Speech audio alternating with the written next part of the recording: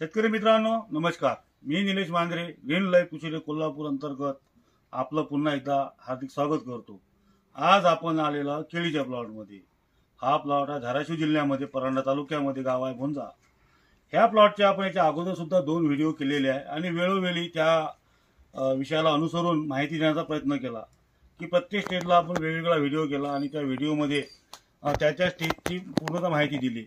आज जी ही स्टेज आहे हार्वेस्टिंगची स्टेज आहे। ह्या हार्वेस्टिंगच्या स्टेजला आज इथं कशा पद्धतीचा घड बनलेला आहे, किती वजन आलेला आहे, खर्च किती झालेला आहे आणि सध्याच्या मार्केटचे रेट प्रमाणे किती माल काढून गेलेला आहे, हे सर्व ह्या व्हिडिओ मधून सांगण्याचा आपला एक माध्यम आहे। नमस्कार। व्हिडिओ पूर्ण आपला पत्ता सांगा। दादासाहेब मारुद्र मोरे, राहणार भोंजा तालुका, परांडा जिल्हा धाराशिव। आता मला सांगा, आपण अगोदरच्या व्हिडिओ मध्ये जे सांगितलं तो थोडक्यात सांगू द्या। ह्या प्लॉटचं आपण नियोजन कोण्या महिन्यात किती तारखेपासून केलं? 25 मार्च पासून केलं। 25 मार्च 2024 पासून आपण नियोजन केलं। लागवड कधी लागली होती? लागवड 25 नोव्हेंबर। 25 नोव्हेंबरला लागवड झालेली होती आणि 25 मार्च पासून ग्रीन लाईफचं ट्रीटमेंट सुरू केलं। ग्रीन लाईफचं ट्रीटमेंट केलं तेव्हापासून ह्या प्लॉटवर तुमचा आतापर्यंत खर्च किती झाला? 30 ते 35 रुपये पर प्लांटेशनचा खर्च आला। 2021 चे प्लांट आहे, बरोबर आहे? तर 200 गेले असते। आतापर्यंत आता हार्वेस्टिंग झालेलं आहे, ठीक आहे? आता मला सांगा, हार्वेस्टिंग मध्ये किती टन माल गेला? 10 टन 200। 10 टन 200 माल गेलेला आहे। किती झाडं कटी केली? 300 सव्वा 300 गेले। 350 झाडामध्ये 10 टन माल। भाव काय मिळाला? 29 रुपये बिगर खर्च। 29 रुपये किलो म्हणजे 3000 रुपये क्विंटल। 29 रुपये। मित्रांनो, आपण शेतकऱ्यांच्या मुखातून ऐकलेलं आहे प्लॉटचं ट्रीटमेंट केव्हापासून सुरू केलं, लागवड कितपर्यंत सुरू केली, आतापर्यंत खर्च पर प्लांट किती झालेला आहे आणि आज वेळ आहे हार्वेस्टिंगचा। हार्वेस्टिंगच्या वेळेमध्ये जवळपास 330 झाडांची हार्वेस्टिंग झालेली आहे। 10 टन 200 माल इथेतून गेलेला आहे। तर तुम्हीच एक ॲव्हरेज काढा, जवळपास 28 ते 29 केजी पर्यंत जो हा घड आहे याचं वजन भरलेलं आहे।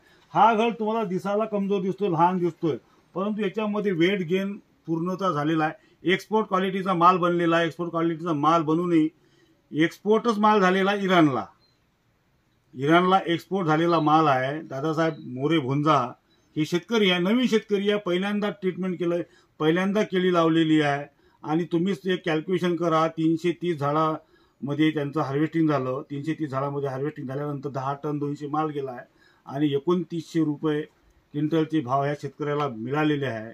अजून याच्यामध्ये जवळपास 1800 झाडं शिल्लक आहे। तुम्ही बघू शकता, आणखीनही माल जर बघितला तर त्याच क्वालिटीचा आणि त्याच क्वालिटीचा माल ह्याच्यामध्ये बनलेला आहे। तर तुम्ही बघू शकता की ग्रीन लाईफचं प्रॉपर ट्रीटमेंट केलं आहे। 35 रुपयापर्यंत झाडाचा आतापर्यंत खर्च झालेला आहे आणि एक्सपोर्ट क्वालिटीचा माल आपण बनवून दिलेला आहे। कशाच पद्धतीचा करपा वगैरे म्हणा, लाल्या म्हणा किंवा मच्छर सुद्धा ह्या बागेमध्ये तुम्हाला दिसायला मिळत नाही। तुम्ही बघू शकता हा बुंदा आहे, या बुंद्याची साईज सुद्धा खूप छान अशी बनलेली आहे आणि प्रत्यक्ष प्लॉट जर बघितलं तर सुरुवातीपासून आपल्या ट्रीटमेंटवर नव्हता। हा प्लॉट आलेला आहे जवळपास लागवड नंतर 3 महिन्यापासून। 3 महिन्यानंतर हा प्लॉट आपल्या ट्रीटमेंटवर आलेला आहे आणि 3 महिन्यानंतर आपण गेल्या 6 महिन्यामध्ये ह्या प्लॉटमध्ये डेव्हलपमेंट केलेलं आहे।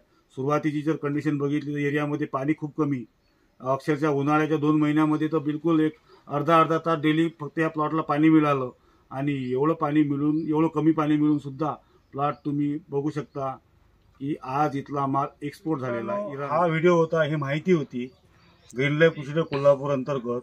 तो हे प्रत्येक शेतकऱ्यापर्यंत पोहोचलं पाहिजे, जेणेकरून खर्च आणि उत्पन्न याच्यामधलं जे बॅलन्स शीट आहे, बॅलन्स शीट अशी व्यवस्थित राहिली पाहिजे, जेणेकरून खर्च जास्त करून उत्पन्न वाढीसाठी आपण खर्च करतोय, पण खरंच तेवढ्या खर्चाची केळीला आवश्यकता आहे का? खरंच ते झाड घेतंय का? खरंच त्या जमिनीचा पीएच बॅलन्स आहे का? अपटेक झाडाचं व्यवस्थित आहे का? हे सर्व माहिती आपण तुम्हाला ग्रीन लाईफच्या माध्यमातून देण्याचा प्रयत्न करतोय। केळी पिकाची जर विशेषतः जर घेतली, केळी पिकाचं हे नियोजनबद्ध पीक आहे। याचं जर तुम्ही नियोजनबद्ध काम जर केलं सुरुवातीपासून तर हार्वेस्टिंगपर्यंत जर नियोजनबद्ध जर काम केलं तर केळी पीक हे परवडण्यासारखं आहे। जर तुम्ही जर नियोजनबद्ध जर काम जर करत नसाल तर तुमचा खर्च कुठेतरी वाढतोय, नंतर मग व्यवस्थित करायला आणखी खर्च वाढतोय। ह्या सगळ्या गोष्टीची बॅलन्स शीट हे तुमच्यापर्यंत ग्रीन लाईफ प्रोव्हाइड करण्याचा प्रयत्न करते, जेणेकरून सुरुवातीपासून जर एक व्यवस्थापन केलं तर खर्च कमी येणार आणि हमका तुमच्या झाडांची वेल सेटिंग होणार, डेव्हलपमेंट होणार, बुंद्याची साईज घेणार, त्याच्यासोबतच मग नंतर बुंदा जर बनला, तुमचा स्टोरेज जर बुंद्यामध्ये उपलब्ध राहिलं व्यवस्थित, तर त्याचा पुरवठा हा घराला होणार. हे सर्व नियोजनबद्ध काम तुम्हाला ग्रीन लाईफकडून, ग्रीन लाईफ कृषी कोल्हापूर अंतर्गत प्रॉपर ट्रीटमेंटनुसार हे तुम्हाला शेतकऱ्याला शिकवण्यात येते. खरं त्या धाराशिव जिल्ह्यामध्ये नवीन शेतकरी आहे, नवीन लागवडा वाढत आहे, तर धाराशिव जिल्ह्यातील प्रत्येक शेतकऱ्यांना माझी कळकळीची विनंती आहे, थोडं का होईना ग्रीन लाईफचं ट्रीटमेंट नियोजन घेऊन बघा, सुरुवातीपासून करा आता. कारण का नोव्हेंबरमध्ये, ऑक्टोबर एंडिंग नंतर भरपूर इथं केळीच्या लागवडा वाढणार आहे. तर सुरुवातीला आता हे भाव मिळत आहे, भाव चांगले आहे, पैसा बनतोय, सर्व गोष्टी व्यवस्थित आहे, परंतु पुढच्या वर्षी सुद्धा असंच बनलं पाहिजे, याच्यासाठी नियोजनबद्ध करणं खूप महत्त्वाचं आहे. तरी तुम्हाला शेतकरी मित्रांना कळकळीची विनंती आहे की तुम्हाला स्क्रीनवर नंबर मिळेल, त्या नंबरवर जरूर कॉन्टॅक्ट करा. आणि कॉन्टॅक्ट जर केल्यानंतर तुम्हाला योग्य ती मार्गदर्शन, योग्य ती माहिती ग्रीन लाईफ अंतर्गत तुम्हाला देण्यात येईल, हेच या व्हिडिओच्या माध्यमातून मला सांगायचं आहे. तरी आणखीन काही समजा ग्रीन लाईफबद्दल माहिती जाणून घ्यायची असेल तर आपल्या ग्रीन लाईफची यूट्यूब चॅनलला सबस्क्राईब करा आणि स्क्रीनवर नंबर मिळेल त्या नंबरवर कॉन्टॅक्ट करा.